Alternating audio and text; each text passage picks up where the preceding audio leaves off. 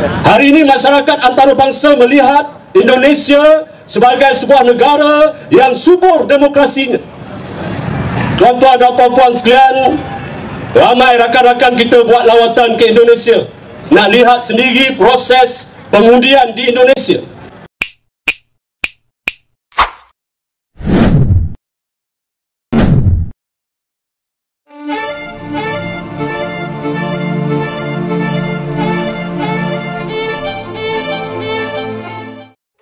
Assalamualaikum warahmatullahi wabarakatuh. Salam sejahtera untuk semua. Sahabat kata per kata. Sebentar lagi kita akan menentukan pilihan pemimpin kita sebagai kepala negara di 5 tahun ke depan. Dan para calon pemimpin kita pun sudah melewati masa-masa debatnya untuk mengutarakan visi misinya serta program kerja mereka dalam membangun Indonesia dan mensejahterakan rakyat Indonesia. Dan ternyata ada yang menarik dari tetangga kita, yaitu Malaysia.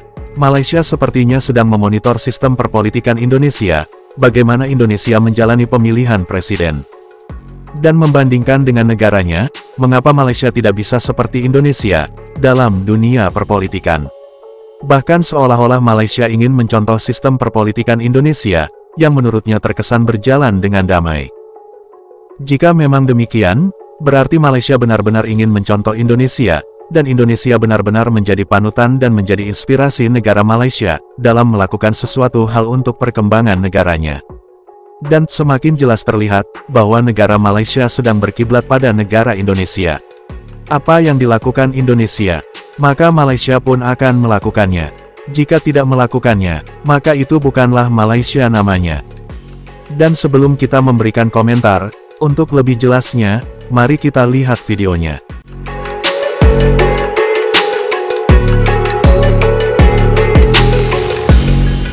Kenapa Indonesia ini penting kepada kita?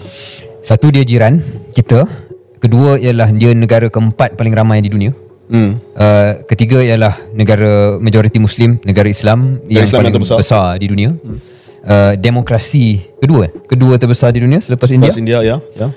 Diaspora yang ramai di Malaysia. Diaspora yang ramai di Malaysia 2 juta, mungkin 3 juta. Tengok data apa yang kita pakai. Berjuta-juta lah orang Indonesia yang ada di Malaysia ini.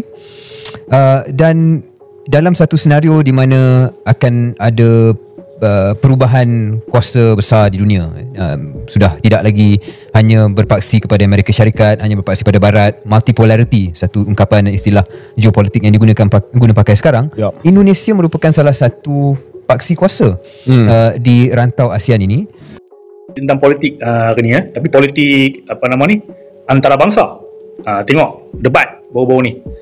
Jadi, ini debat ketiga. Saya menyaksikan debat ini dalam TV. Dan saya buat video. Menerima tontonan lebih daripada 100,000 tontonan lah. Cuma nak share sikit komen. Komen yang ditulis ni lah.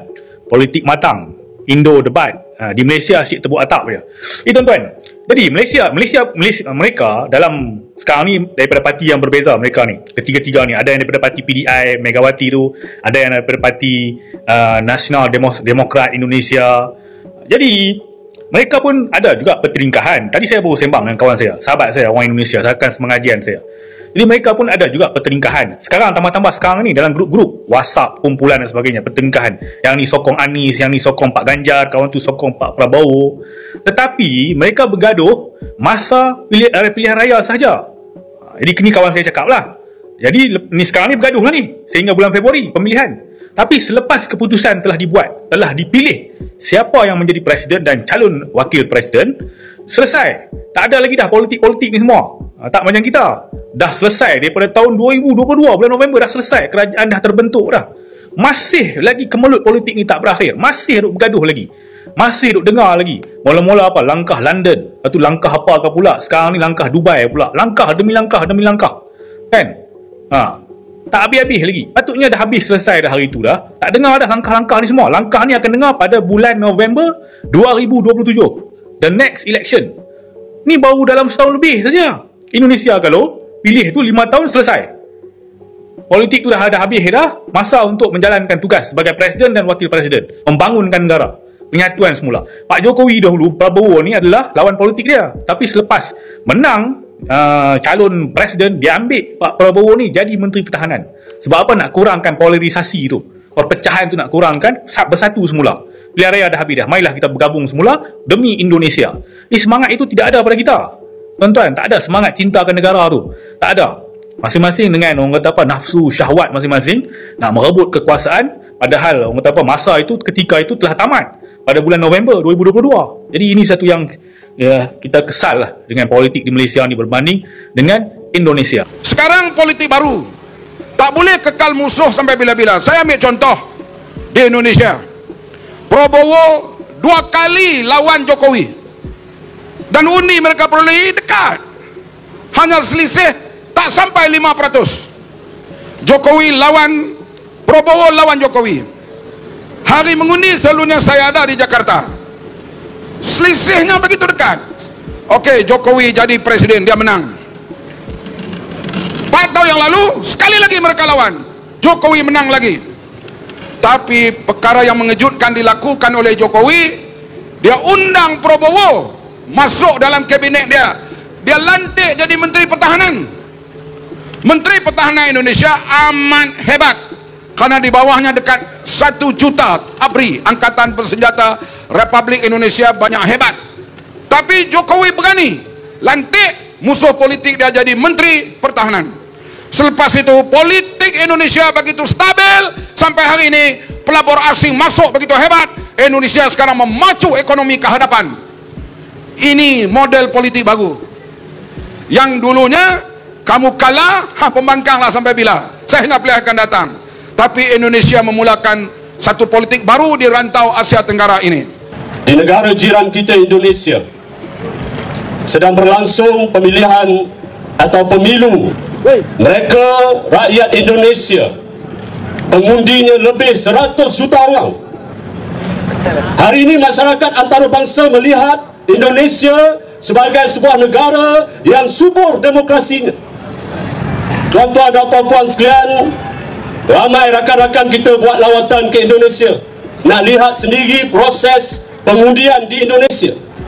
Mereka melihat bagaimana semua parti-parti yang bertanding, lebih daripada 10 parti yang bertanding di Indonesia, mereka diberikan hak sama rata dalam proses nak berkempen kepada rakyat, nak beri penerangan kepada rakyat. Semua calon-calon diberi ruang masuk dalam televisyen. Tak macam Malaysia, sekejap-sekejap Najib, sekejap-sekejap Rosmah, besok Najib balik, malamkan Rosmah balik, tak ada orang lain. Tapi di Indonesia, calon boleh saja menggunakan media elektronik, media cetak. Mereka juga boleh menggunakan kemudahan-kemudahan yang ada.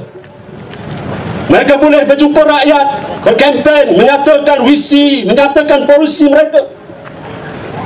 Tidak seperti di Malaysia. Mereka tak buat projek-projek segera ni. Macam di Malaysia, dekat-dekat nak pilihan raya, apa yang keluar? Ini projek Barisan Nasional. Naikkan projek ni. Masjidnya dah rasmi lagi kali keempat. Panggil Menteri Besar rasmi. Tapi ini tidak berlaku di Indonesia. Begitulah negara Malaysia, yang selalu berpatokan dengan sejarah masa lalu, untuk mengangkat derajat negara Malaysia yang belum memiliki identitas kenegaraan. Hingga terjadilah politik perkauman di negara Malaysia, yang dibentuk oleh Inggris pada masa penjajahan Inggris, hingga kini politik perkauman masih dilakukan oleh sebagian besar masyarakat Malaysia. Karena mayoritas warga Malaysia, sangat membangga-banggakan kemelayuan dan mengedepankan kaum Melayu, sebagai kaum yang diutamakan. Yang akhirnya, membuat negara Malaysia beserta warganya, tidak memiliki identitas jati diri bangsa dan negara, yang menjadikan satu kesatuan.